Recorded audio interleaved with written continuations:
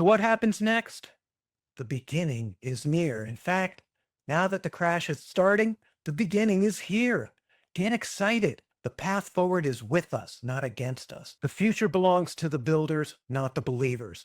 The future belongs to people who just sit down and make common sense decisions, work with AI, and stop following the billion-dollar companies trying to sell you their ability to be a mode. And good luck with that. I'm not against that. Again, I'm for you. We're at a creative crossroads with AI. Most people think it's either creative salvation or creative apocalypse. I believe it's neither.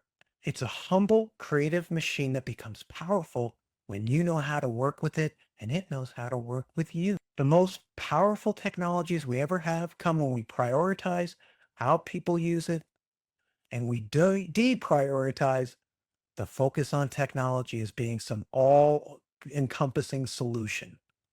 The AI crash isn't going to destroy creation.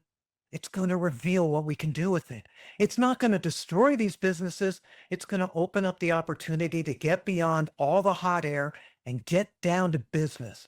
Get down to how it works with us and serves us, not how it takes over the world and allows Elon Musk to live forever. And good luck, Elon. I root for you on that one. But I don't care if you live forever because I'm not planning on it.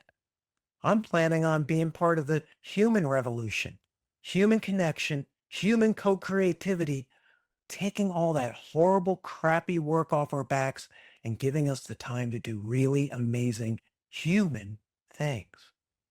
It's not about AI. It's about you.